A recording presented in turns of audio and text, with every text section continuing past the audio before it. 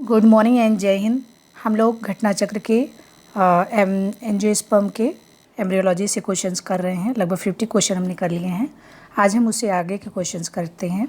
चलिए किया जाए। पहला क्वेश्चन है, साल्विया में परागकण की क्रिया किसके द्वारा प्रभावित होती है। मतलब ये है कि साल्विया में किस तरह का परागण होता है वो किससे होता है। जल से होता है, पक्षी से होता है, कीट से होता है, हवा से। Pollination act is affected by in Salvia. तो इसका राइट आंसर क्या होना चाहिए? इसका राइट आंसर है इंसेक्ट। साल्विया में परागण की क्रिया इंसेक्ट द्वारा होती है, जब नेक्टर की खोज में एक्चुअली, और ये मधुमक्खी जो बीज होती हैं उनसे होती है। नेक्टर की खोज में मधुमक्खी जब दलपुंज की नली के अंदर जाती है तो वहाँ उसकी पीठ से टकराता है परागकण, और उसके बाद फिर किसी दूसरे प्लांट पर जब जाती है तो उसके स्टिग्मा पर उसको वो रह जाता है। इस तरह से इनमें क्रॉस पॉलिनेशन होता है। किसमें? साल्विया में। किससे? कीट। और कीट कौन सा? इंसेक्ट। तो इस तरह से परागण की क्रिया, पॉलिनेशन की क्रिया साल्विया में होती है। अगला क्वेश्चन, यदि न्यूक्लियस या इंटेगुमेंट की कोशिका द्वारा सीधे भ्रूण निर्माण होता है तो इसे क्या कहते हैं? न्यूक्लियस या फिर इंटेगुमेंट से, एम्ब्रियो सैक से नहीं हो रहा है। एम्ब्रियो सैक से नहीं हो रहा है, मतलब एम्ब्रियो सैक के अलावा न्यूक्लियस से और इंटेगुमेंट से अगर एम्ब्रियो बन रहा है तो उसको कहते हैं क्या? एपोगेमी, एपोस्पोरी, डिप्लोस्पोरी, अपस्थानिक भ्रूणता, एडवेंटेटिव एम्ब्रियोनी। तो ये इसका राइट आंसर होगा एडवेंटेटिव एम्ब्रियोनी। इसमें क्या होता है कि न्यूक्लियस या फिर इंटेगुमेंट से एम्ब्रियो बन जाते हैं। अगर न्यूक्लियस से बनता है तो ये सिट्रस के केस में होता है। सिट्रस के केस में ऐसा होता है। और मैंगीफेरा मतलब मैंगीफेरा इंडिका के केस में न्यूक्लियस से एम्ब्रियो बन रहा है। और इंटेगुमेंट से बनता है किसमें? इंटेगुमेंट से बनता है स्पाइरेंथस में। स्पाइरेंथस में इंटेगुमेंट से एम्ब्रियो बनता है, स्पाइरेंथस में। ठीक है, ये न्यूक्लियस तो ये एडवेंटेटिव हो चुका है। अगला, सिनर्जिड अनुपस्थित होते हैं। सिनर्जिड किस में नहीं होता है? किस प्रकार के एम्ब्रियो सैक में नहीं होता है? Plumbago, adoxa, allium, polygonum. तो ये स्पेसिफिक कैरेक्टर है प्लम्बैगो का। प्लम्बैगो में वो सिनर्जिड नहीं होता है, क्योंकि इसका निर्माण जो होता है एम्ब्रियो सैक का वो न्यूक्लियस की कोशिका में हो जाता है। न्यूक्लियस की कोशिका से होता है। तो न्यूक्लियस की कोशिका में हो जाता है मियोसिस, और मियोसिस से बन जाता है एम्ब्रियो सैक। तो जिससे क्या होता है कि सिनर्जिड नहीं बनता है। तो ये किस केस में हो रहा है? प्लम्बैगो के केस में हो रहा है। अगला क्वेश्चन, सिनर्जिड अनुपस्थित है प्लम्बैगो में। अगला, फल के चारों ओर आवरण बनाने वाले दृढ़ कैलिक्स पाए जाते हैं। मतलब जो कैलिक्स है वो झड़ता नहीं है, वो परसिस्टेंट रहता है। ये आपने बैगन देखा होगा। बैगन में क्या होता है कि ये जो कैलिक्स है ये ऐसे लगा रहता है। तो सोलेनेसी फैमिली का ये स्पेसिफिक कैरेक्टर है, जिसमें बिथानिया सोमनीफेरा में क्या है? परसिस्टेंट रहता है कैलिक्स, फल के चारों ओर आवरण बनाने वाले। मतलब फल के चारों ओर आवरण बनाने वाले दृढ़ कैलिक्स पाए जाते हैं। Persistent calyx forming a cover around the fruit के चारों ओर। During germination of barley grain the enzyme alpha amylase secreted by. Alpha amylase secrete किससे होता है? Seed coat, coleorhiza, plumule, aleurone. तो ये है स्पेसिफिक कैरेक्टर ग्रैमिनी फैमिली का। और ग्रैमिनी फैमिली में एल्यूरॉन परत में अल्फा एमाइलेज एंजाइम का श्रावण होता है, और वहीं पर क्या होता है? जिब्रेलिन का भी होता है। जिब्रेलिन एंजाइम जो इसको प्रेरित करता है। तो ये पाया जाता है कि इसमें एल्यूरॉन परत से अल्फा एमाइलेज का सिक्रेशन होता है। मूलाग्र कोशिकाओं में 42 गुणसूत्रों वाले पौधे की एल्यूरॉन कोशिका में गुणसूत्रों की संख्या। देखिए, गुणसूत्रों की संख्या निकालना है तो ये दिया गया है मूलाग्र होता है 2n, मतलब डिप्लॉयड में होता है, दिया गया है 42 क्रोमोसोम। तो इसका n नंबर निकाल लेते हैं। n नंबर हो जाएगा 21। पूछा गया है कि पौधे की एल्यूरॉन कोशिकाओं में गुणसूत्रों की संख्या कितनी होती है? एल्यूरॉन जो कोशिकाएँ होती हैं वो ट्रिप्लॉयड होती हैं।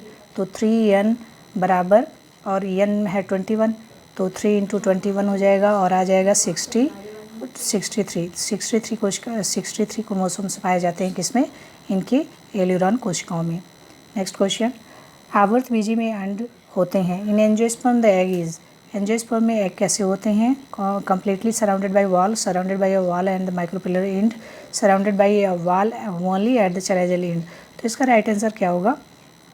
केवल बीजांड द्वार पर। तो इसका राइट आंसर होगा सेकेंड वाला, केवल बीजांड द्वार पर एक भित्ति द्वारा घिरा रहता है। ये जो एग होता है वो बीजांड द्वार पर एक वॉल से घिरा रहता है। ओव्यूल के अंदर इसके एक सिरे पर होता क्या है कि जो ओव्यूल है ऐसे बनता है और यहाँ पर बीजांड के अंदर इसके एक सिरे पर होता है और माइक्रोपिलर एंड पर, और बन जाता है एग सेल, एग बन जाता है। तो ये इसके सिरे पर एक भित्ति से घिरा होता है। ठीक है, तो इसका राइट आंसर होगा बी। अगला, गेहूं में युग्मनज में होता है इनफिट जाइगोट अंडरगोज। तो जो डाइकॉट होते हैं डाइकॉट में होता है ट्रांसवर्स डिवीज़न, लेकिन जो गेहूं है गेहूं में होता है ऑब्लिक डिवीज़न। तो इसका राइट आंसर होगा, जो गेहूं का जाइगोट है उसमें कौन सा डिवीज़न है? उसमें होता है ऑब्लिक डिवीज़न। अगला क्वेश्चन, परागनलिका की ध्रुवीकृत वृद्धि में जिस तत्व के निहित होने की जानकारी है वह क्या है? The element known to be involve in the polarized growth of pollen tube. Pollen tube का जो ग्रोथ होता है वो किसकी वजह से, किस तत्व से हो रहा है? The element known to be involve in the polarized growth of pollen tube. Pollen tube का जो ग्रोथ है, पोलराइज्ड ग्रोथ है, वो किस तत्व की वजह से हो रहा है? तो इसका राइट आंसर होगा पोटेशियम, सोडियम, मैग्नीशियम, कैल्शियम। तो इसका राइट आंसर है कैल्शियम। कैल्शियम की वजह से होता है। कैल्शियम पराग नलिका की ध्रुवीकृत वृद्धि में सहायक होती है। यह पराग नलिका के शीर्ष वृद्धि करता है। पराग नलिका वृद्धि तथा ध्रुवीकरण के लिए एक प्रोटीन आवश्यक है जो कैल्शियम के लिए संवेदी सेंसिटिव होती है। तो इसका राइट आंसर क्या होगा? कैल्शियम। कैल्शियम इसकी पराग नलिका की वृद्धि कराता है। प्लम्बैगो में निषेचन के दौरान पोमाडो मुक्त किए जाते हैं। During fertilization in Plumbago sperms are delivered in, किसमें मुक्त किए जाते हैं? तो इसका राइट आंसर क्या होना चाहिए? The degenerative synergid either of the synergid egg and central. तो ये कॉमन सेंस का क्वेश्चन है, ये एग में ही होगा, एग में किया जाता है। प्लम्बैगो में सहाय सिनर्जिड सेल्स नहीं बनते हैं, जिसकी वजह से पराग नलिका किस में हो जाती है? स्पर्म में ही स्पर्म को मुक्त करती है। किसमें? एग में। ठीक है, सिनर्जिड्स चूँकि नहीं रहती हैं इसलिए, ठीक है, तो एग में ही कर देती हैं। अगला क्वेश्चन, आवर्तबीजी पौधों का नर युग्मकोद्भिद होता है। आवर्तबीजी नर युग्मकोद्भिद पुंकेसर, स्टैमेन, पॉलन ग्रेन, परागकोश, जेनेटिव सेल। तो इसका जो मेल पार्ट होता है वो क्या है? पॉलन ग्रेन ही है। मेल गैमेटोफाइट क्या कहलाता है? Pollen grain. और फीमेल गैमेटोफाइट एग या फिर मेगास्पोर्स कहते हैं इसको। पॉलन ग्रेन को माइक्रोस्पोर्स कहा जाता है। अगला क्वेश्चन, आवर्तबीजी पौधों में गुर बीजाणु धानी निरूपित होती है। In angiosperm the megasporangium is represented by. तो इसका राइट आंसर क्या होना चाहिए? Carpel. Carpel is the basic unit of female gametophyte, मतलब गाइनोसियम जो होता है, गाइनोसियम का यूनिट क्या होता है? कार्पेल होता है। तो ये तो है नहीं, मेगास्पोरेंजियम, ओवरी, एम्ब्रियोसैक। तो इसका राइट आंसर है ओव्यूल। क्या है? Ovule. Megasporangium is represented bye ovule. Ovule angiosperm का गुर बीजाणु धानी होता है, इसमें बीजाणु का निर्माण होता है। ओव्यूल में ही स्पोर्स का निर्माण होता है। अगला क्वेश्चन, बिना निषेचन के फल निर्माण कहलाता है, मतलब फर्टिलाइजेशन नहीं होने का है और फल बन रहा है। तो इस कंडीशन को क्या कहा जाता है? बिना निषेचन के फल निर्माण की अवस्था।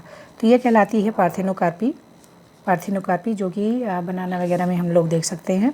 फ्रूट प्रोडक्शन विदाउट फर्टिलाइजेशन नहीं होता है लेकिन फ्रूट बन जाता है। बिना निषेचन के फल निर्माण की जो क्रिया होती है उसको बोलते हैं पार्थेनोजेनेसिस। इसके परिणाम स्वरूप उत्पन्न फलों को पार्थेनोकार्पिक फ्रूट्स कहा जाता है। ये फल प्रायः बीज रहित होते हैं। ये बीज होते भी हैं तो इनमें अंकुरण की क्षमता नहीं होती है, मतलब अगर सीड है तो उनसे फिर अंकुरण होकर दूसरा प्लांट नहीं बनता है।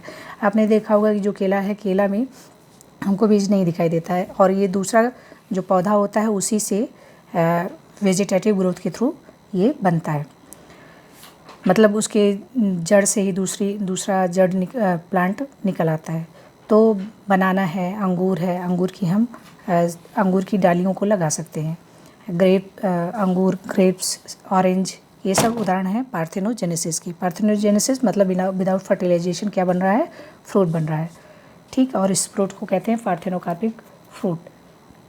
अगला क्वेश्चन, बिना निषेचन के फल निर्माण, यही अभी हमने पढ़ा। पार्थेनोजेनेसिस क्रिया है, पार्थेनोकार्पी फ्रूट प्रोडक्शन ये कहलाता है, और ये इस विधि को ये कहते हैं। और उस जो फ्रूट बनता है उसको पार्थेनोकार्पिक फ्रूट कहते हैं। तो राइट आंसर इसका क्या हो जाएगा, ये प्रोसेस है, फल निर्माण जब हो रहा है तब उसको कहते हैं पार्थेनोकार्पी। ये थोड़े थोड़े डिफरेंसेस हैं। Intra specific incompatibility can be overcome by, तो आंतरजातीय अनिश्चयता को पराभूत किया जा सकता है। मतलब इंट्रा स्पेसिफिक इनकम्पैटिबिलिटी को कैसे हम ओवरकम कर सकते हैं, कैसे दूर कर सकते हैं। तो ये क्वेश्चन है intra ovarian pollination, wetting of stigma, bud pollination, और लास्ट है मिश्रित परागकण द्वारा। द्वारा। तो इंट्रा स्पेसिफिक इनकम्पैटिबिलिटी का मतलब ये है कि जैसे कि स्टिग्मा है, अरे मेल पार्ट है, मेल पार्ट क्या हुआ कि पहले ही मैच्योर हो गया और फीमेल पार्ट अभी मैच्योर नहीं है, या फिर फीमेल पहले मैच्योर हो गया और मेल मैच्योर नहीं है। उसका जो प्लेस है वो जैसे वर्तिकाग्र है वो यहाँ पर है, पॉलिन ग्रेन सीधे आ रहा है, तो फिर वो यहाँ तक कैसे पहुँचेगा। तो इस तरह से कई ऐसी चीज़ें होती हैं जो इनकम्पैटिब उसके अनुरूप नहीं हो पाती हैं, फर्टिलाइजेशन के अनुरूप नहीं हो पाती हैं, तो वो अलग अलग तरीके की होती हैं। तो इसमें दिया गया है इंट्रा स्पेसिफिक इनकम्पैटिबिलिटी, अयोग्य होना एक प्राकृतिक प्रक्रिया है जिसमें एक ही पौधे का परागकण उसी पौधे के वर्तिकाग्र पर अंकुरित नहीं होता है। फिर क्या होता है कि जो यहाँ पे पॉलिन ग्रेन तो है, लेकिन इसका जो है इसी के वर्तिकाग्र पर ये अंकुरण नहीं हो पा रहा है, तो बस जा तो रहा है और फिर इसको गीला वेट करके छोड़ दे रहा है, ठीक है। तो तो ये हो नहीं पाता है, मतलब एक परागकण है लेकिन इसके स्टिग्मा पे ये अंकुरित नहीं होता है, तो इसे वर्तिकाग्र को गीला करके दूर किया जा सकता है। होता क्या है कि अगर हम स्टैमेन है और स्टिग्मा है, ठीक है, स्टिग्मा है, तो ये जा तो रहा है लेकिन क्या हो रहा है, अंकुरण नहीं हो रहा है। तो अगर हम इसको वेट कर दें, गीला कर दें, तो फिर इसमें अंकुरण होने लगता है। तो ये कहलाता है इंट्रा स्पेसिफिक इनकैपेटिबिलिटी। मतलब इस तरह की इनकैपेटिबिलिटी को हम दूर कर सकते हैं इस स्टिग्मा को वेट करके। तो इसका राइट आंसर होना चाहिए सेकंड वाला, वर्तिकाग्र को गीला करके। वर्तिकाग्र को गीला करके इंट्रा स्पेसिफिक इनकैपेटिबिलिटी को हम ओवरकम कर सकते हैं, दूर कर सकते हैं। इंट्रा स्पेसिफिक वेट कर सकते हैं, ठीक है। अगला, स्टेनोपेलाइनस परागकण पाए जाते हैं। Stenopalynous pollen grains are found in, किस में पाए जाते हैं, एकैंथेसी, लैमिएसी, एस्ट्रेसी एंड ल्यूबिएसी। तो इसका राइट आंसर क्या होना चाहिए, इसका राइट आंसर है लैमिएसी।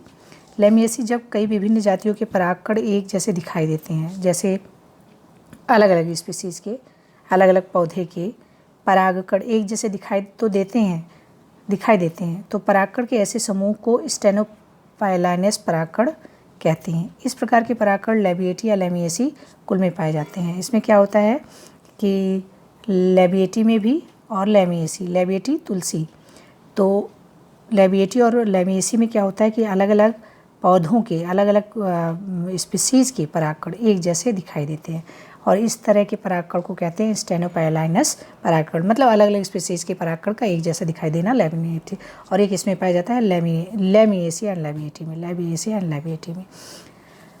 क्लिस्टोगैमी एक अवस्था है जहाँ, क्लिस्टोगैमी क्या होता है, कुछ जो बाइसेक्सुअल प्लांट्स होते हैं, फ्लावर होते हैं, बाइसेक्सुअल फ्लावर होते हैं जो कभी दिखाई नहीं देते हैं, कभी नहीं, खिलते ही नहीं, मतलब हमने कभी उसको खिलते नहीं देखा है। क्या आपने गुलर के फूल को, फिकस के फूल को कभी खिलते देखा है?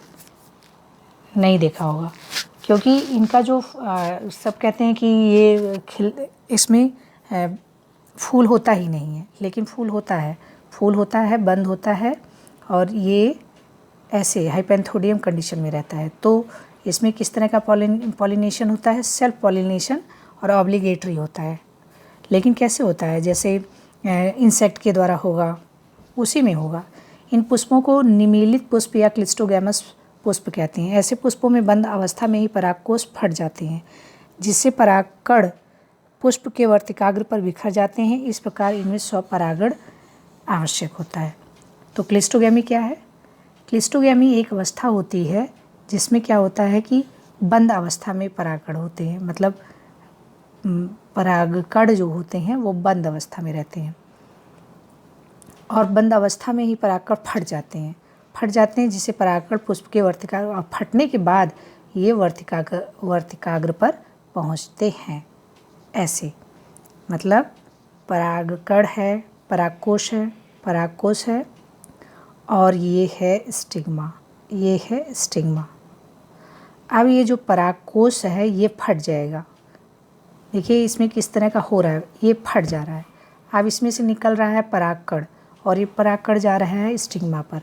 अब इसमें पॉलिनेशन हो जा रहा है, तो इसको सेल्फ पॉलिनेशन कहते हैं। सेल्फ पॉलिनेशन कहलाता है, लेकिन ये बंद अवस्था में होता है, और इसमें जो परागकोश रहता है उसके फटने से ही होता है।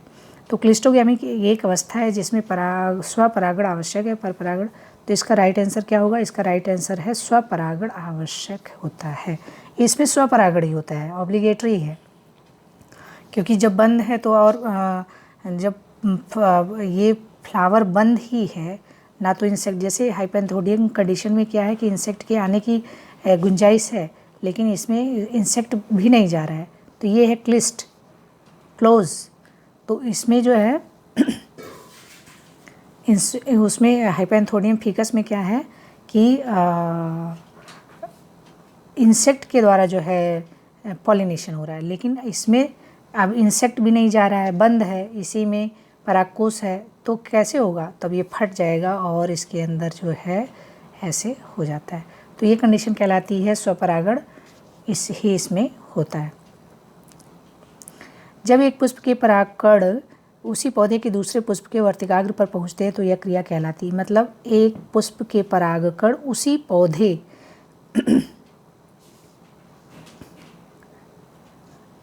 एक प्लांट है, ये कोई प्लांट है, इसमें एक फ्लावर यहाँ है, फ्लावर बहुत बेकार बन रहा है, ये है एक फ्लावर, और इसमें है पॉलन ग्रेन एंड स्टिग्मा है, इसमें है स्टेमन है, गाइनोसियम है, सब चीज़ है इसमें, ठीक है। और एक दूसरा फूल निकला है यहाँ पे, ठीक है, और इसमें है स्टेमन है, स्टिग्मा है ये। तो हो क्या रहा है कि इसी पौधे का परागकण इसी के स्टिग्मा में नहीं जा रहा है, बल्कि इसका परागकण जो है कहाँ आ रहा है? इसके स्टिग्मा पे आ रहा है, इसके दूसरे फ्लावर के, एक ही पेड़ के दूसरे फ्लावर के स्टिग्मा पे जा रहा है। जब एक पुष्प के परागकण उसी पौधे के दूसरे पुष्प के वर्तिकाग्र पर पहुंचते हैं तो ये कहलाता है जिटेनोगैमी कहलाता है।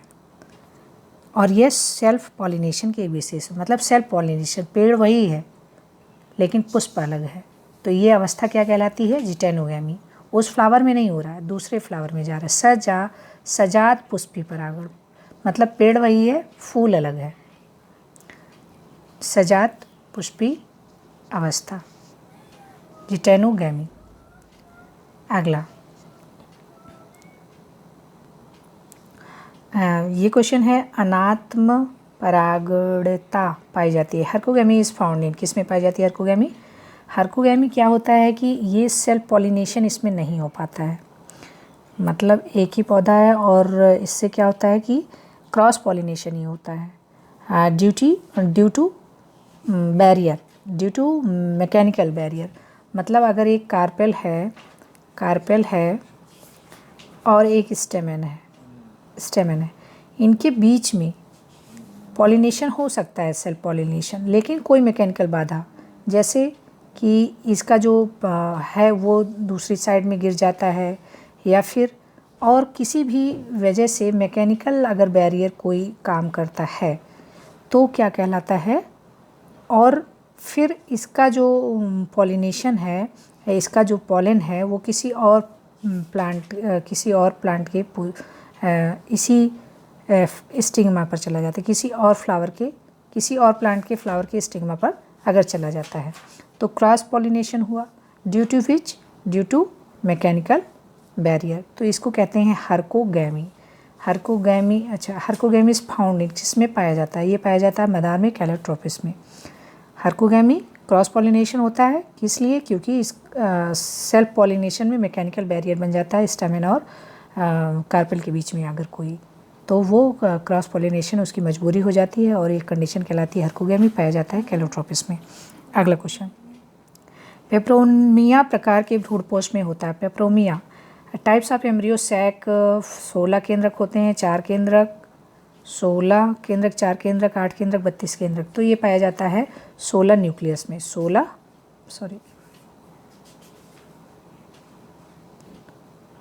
ये पाया जाता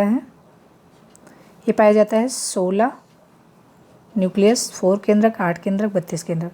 तो ये पाया जाता है 16 केंद्रक में। पेपरोनिया प्रकार का भ्रूणकोष एक प्रकार का टेट्रास्पोरिक होता है, टेट्रास्पोरिक एम्ब्रियोसैक होता है। इस भ्रूणपोष की 4 अगुणित, 4 हैप्लॉइड, 4 होते हैं और वो सब क्या होते हैं? हैप्लॉइड गुरु बीजाणु केंद्रकों में 2 बार सूत्री विभाजन होता है, जिसके परिणाम स्वरूप 16 केंद्रक वाले बन जाते हैं। ठीक है, ये हम लोग जब देखेंगे एम्ब्रियोलॉजी डिटेल में पढ़ेंगे तो ये भी हम जानते हैं कि ये क्या है, 16 केंद्रक होता है। और ये चूँकि टेट्रास्पोरिक होता है और इसके ब्रूड के उसमें 4 जो अगुणित होते हैं और फिर ये 4 हैप्लॉइड हैं, फिर इसमें मियोसिस होगा। एक बार मियोसिस हुआ 4 से बन गए कितने? 8 से बन गए फिर 16। इस तरह से 2 बार मियोसिस होता है, 2 बार सूत्री विभाजन, माइटोसिस, 2 बार सूत्री विभाजन होता है। 2 टाइम्स क्या हो रहा है? माइटोसिस हो रहा है। और टेट्रास्पोरिक हैं तो एक बार हुआ 4 और ये हैप्लॉइड है, तो इस तरह से बना देंगे 16 केंद्रक। और वो भी कैसे? हैप्लॉइड। आर्टोकार्पस हेटेरोफिलस फल में खाने योग्य भाग है। आर्टोकार्पस वही कटहल में हम लोग क्या खाते हैं? एपिकार्प तो खाते नहीं हैं, मेसोकार्प भी नहीं खाते हैं, बहुत ही हार्ड होता है। ये कटीला वाला भाग जो है वो एपिकार्प है, इसके नीचे वाला भाग क्या है? मेसोकार्प है। और फिर नीचे इसके ब्रैक्ट और पेरियंथ होता है जो गुदेदार होता है, जो हम लोग खाते हैं, सब्जी बनाते हैं। तो आर्टोकार्पस हेटेरोफिलस का सामान्य नाम क्या है? कटहल। इसमें हम लोग ब्रैक्ट खाते हैं, पेरियंथ खाते हैं और बीज भी खाया जाता है। बीज में क्या होता है? इसकी सब्जी बनाते हैं और उसका जो आवरण होता है उसको भी हम लोग खाते हैं। इसका फल पूरे पुष्पक्रम से विकसित होता है, जिसे सोरोसिस कहते हैं। ये कौन सा टाइप का फ्रूट है? सोरोसिस टाइप का फ्रूट है, सोरोसिस। हम पूरे पुष्पक्रम, पूरे इन्फ्लोरेसेंस को से विकसित होता है और इसका हम लोग ब्रैक्ट खाते हैं। क्या क्या? Second option is correct, bract, perianth and seed. The part of castor seed that yield oil. तो क्या होता है जो यील्ड करता है ऑयल को? कोटिलेडॉन, ग्रैन्यूल, एंडोस्पर्म, न्यूक्लियस। तो इसका राइट आंसर क्या है? ये एरेंड होता है, ऐसे इसका आवरण होता है और ये बीच में वाइट कलर का होता है, इसी से बनता है क्या? तेल निकाला जाता है और ये होता है एंडोस्पर्म। एरंड के बीज में भ्रूणपोष तैल युक्त होता है तथा भ्रूण और बीजावरण के बीच में होता है। एरंड का बीज, कैस्टर का बीज एक एंडोस्पोरिक सीड होता है जिसमें भ्रूणपोष भोजन संचित करता है तथा यह अंकुरण के समय तक इसमें विद्यमान रहता है। तो ये है क्या, एंडोस्पोरिक होता है, एंडोस्पर्मिक सीड होता है। सीनोमेगास्पोर का अर्थ क्या होता है? Megaspore mother cell, micropylar dyad, chalazal dyad and chalazal dyad cell with 4 haploid nuclei. तो इसका राइट आंसर है 4 अगुणित केंद्रकों सहित। 4 अगुणित केंद्रकों सहित कोशिका के लिए सीनोमेगास्पोर शब्द का प्रयोग किया जाता है। सीनोमेगास्पोर किसके लिए किया जाता है?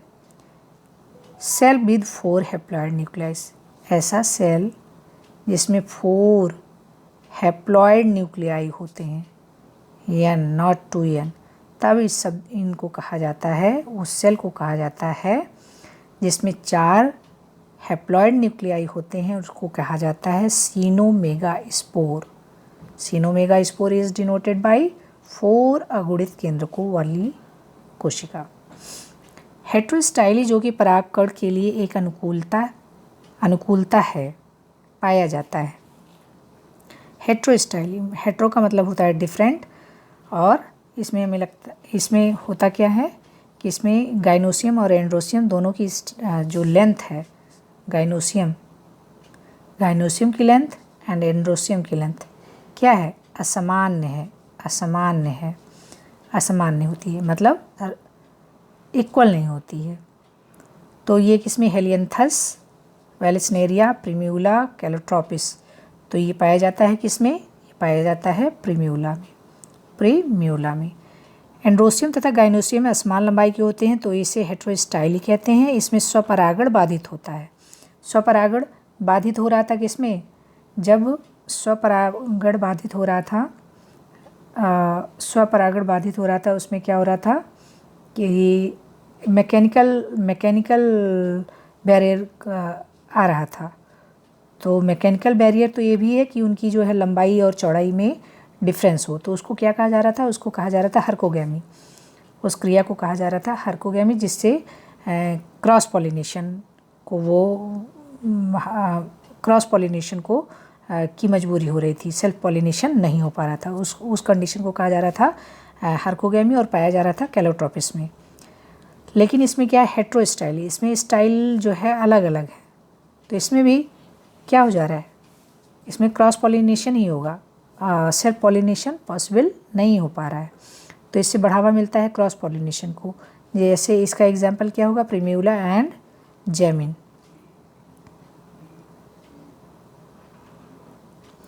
परागनली को बीजांड में प्रवेश कराने में सहायक विशेष संरचना होती है। परागनली को बीजांड में प्रवेश, जो परागनली है ये जब बीजांड में प्रवेश करती है तो इसको किसके थ्रू होती है? पराग प्रवेश सहायक विशेष संरचना कौन सी होती है? Synergid, obturator, epistasis, endothecium. तो इसका राइट आंसर क्या है? ऑब्यूरेटर। ऑब्ट्यूरेटर जो है परागनली को बीजांड में प्रवेश करने में सहायता करती है। कौन? ऑब्ट्यूरेटर। और ऑब्ट्यूरेटर बहुकोशिकीय होती है, रोम सदृश संरचना होती है जो बीजांड के नीचे उपस्थित होती है। इसका विकास फ्यूनिकल से होता है। ऑब्ट्यूरेटर का विकास किससे होता है? फ्यूनिकल से होता है, और हेयरी स्ट्रक्चर इसमें होता है, और बीजांड के नीचे रहता है। सीजल पेनियेसी में दलपुंज विन्यास होता है। सीजल पेनियेसी में एस्टिवेशन ऑफ कोरोला पूछा गया है। In caesalpiniaceae the aestivation of corolla is ascending imbricate, descending imbricate, valvate and व्यावृत, मतलब ट्विस्टेड। तो इसका राइट आंसर क्या होगा? ascending imbricate। सीजल पेनियेसी में दलपुंज कोरोला 5 पृथक दलपत्रों से निर्मित होता है। 5 पृथक दलपत्रों से निर्मित रहता है। ये ascending imbricate क्रम में व्यवस्थित रहते हैं। एसेंडिक इम्ब्रिकेट किसमें? सीजलपेनियसी में। अगला क्वेश्चन, एक अध्यावरणी बीजांड किसमें इनमें पाई जाती है? अध्यावरणी unitegmic ovule are found in किसमें पाया जाता है? Gamopetalae, polypetalae, archichlamydeae, monocot. तो इसका राइट आंसर है गैमोपिटेली। एक यूनिटेगमिक ओव्यूल जो होता है, यूनिटेगमिक ओव्यूल में गैमोपिटेली समूह के अधिकांश सदस्यों में पाई जाती है, जबकि बाइटेगमिक ओव्यूल यूनिटेगमिक जो रहता है, यूनिटेगमिक ओव्यूल रहता है वो गैमोपिटेली समूह में पाया जाता है, गैमोपिटेली के सभी सदस्यों में, जबकि जो बाइटेगमिक रहता है ओव्यूल वो पॉलीपिटेली समूह के सदस्यों में पाई जाती है। आर्की क्लेमाइडी समूह तथा एक बीजपत्री में पाई जाती है बाइटेगमिक। तो इसका यूनिटेगमिक ओव्यूल किसमें पाया जा रहा है? गैमोपिटेली में। पॉलीपिटेली में क्या पाया जाएगा? पॉलीपिटेली में बाइटेगमिक और मोनोकॉट भी बाइटेगमिक पाया जाएगा। यूनिटेगमिक बीजांड विशेष लक्षण है। यूनिटेगमिक बीजांड विशेष लक्षण है किसका? गैमोपिटेली का। अगला, helobial type of endosperm is found. Helobial एक स्पेसिफिक कैरेक्टर वेलिसनेरिया में पाया जाता है। एंजियोस्पर्म पौधों में फर्टिलाइजेशन के बाद एम्ब्रियो तथा एंडोस्पर्म का निर्माण होता है। भ्रूणपोष कई प्रकार के होते हैं। एक होता है न्यूक्लियर, इसमें प्रारंभिक भ्रूणपोष प्राइमरी एंडोस्पर्म का केंद्रक बार बार विभाजित होता है, परंतु कोशिका भित्ति का निर्माण नहीं होता है। केंद्रक विभाजित होता है लेकिन सेल वॉल नहीं बनता है, तो सेल वॉल नहीं बनता है। अतः बहुत से मुक्त केंद्रक दिखाई देते हैं, इसलिए इनके एंडोस्पर्म में बहुत से न्यूक्लियाई दिखाई देते हैं, जैसे कैप्सिला। और दूसरा होता है सेलुलर। ये न्यूक्लियर हो गया क्योंकि इनका सेल वॉल का डिवीज़न तो हो रहा है लेकिन सेल वॉल नहीं बन रहा है, तो एक ही उसमें कई न्यूक्लियाई दिखाई देते हैं। तो ये है न्यूक्लियर और कैप्सिला में दिखाई देता है। और सेलुलर में क्या है? सेलुलर टाइप का जो एंडोस्पर्म है उसमें क्या होता है कि इसमें भ्रूणपोष केंद्रक के प्रत्येक विभाजन के पश्चात कोशिका भित्ति, मतलब अगर विभाजन हुआ तो कोशिका भित्ति भी बन जा रही है, डिवीज़न हुआ कोशिका भित्ति बन गई, तो ये अलग अलग दिखाई देते हैं, अलग अलग बन जाते हैं, जैसे कि वेलिसनेरिया में। तो वेलिसनेरिया में किस तरह का है?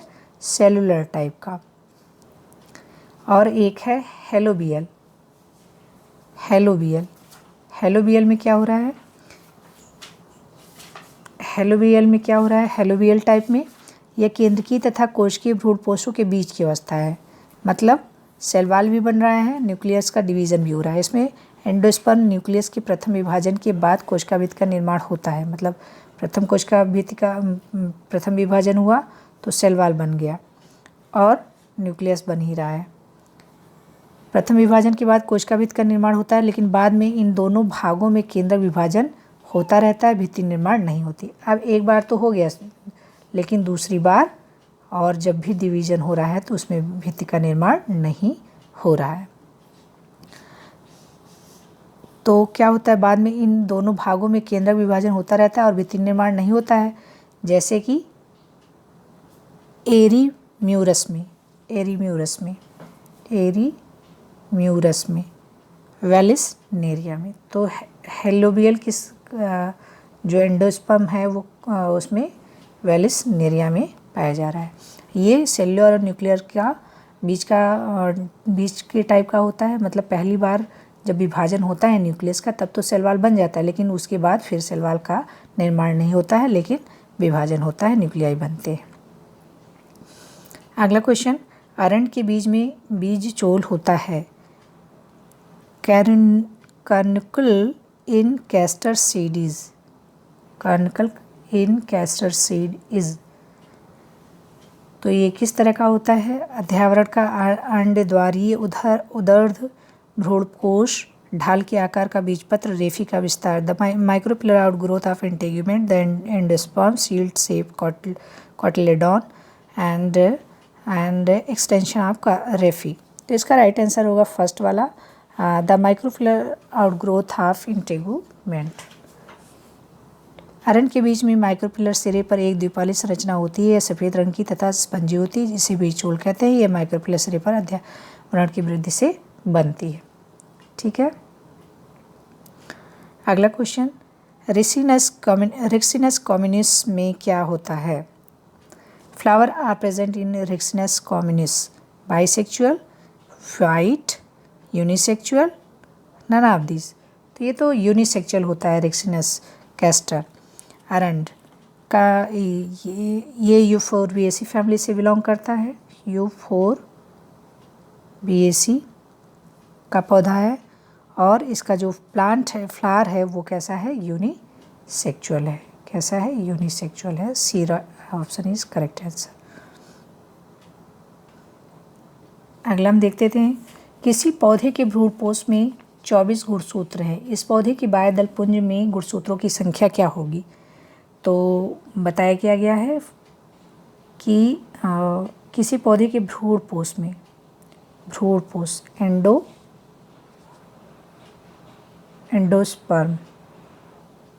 एंडोस्पर्म में 24 क्रोमोसोम है। मतलब, और एंडोस्पर्म कैसा होता है? ट्रिप्लॉइड होता है।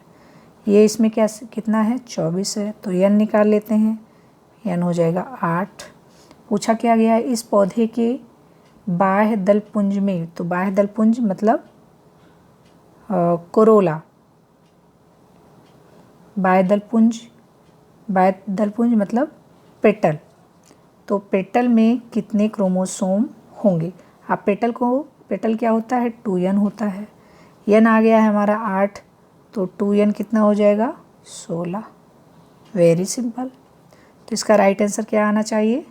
16 गुणसूत्र। 100 दानों के उत्पादन हेतु कितने अर्धसूत्री विभाजन की आवश्यकता होती है? 100 दानों के उत्पादन हेतु 100 एक्सेल और 100 पॉलन ग्रेन की आवश्यकता होती है। इसमें क्वेश्चन क्या है? 100 एगसेल की प्राप्ति होती है, 100 एक्सेल हमें चाहिए। 100 एक्सेल हमें चाहिए। कहाँ चला गया एक आदमी?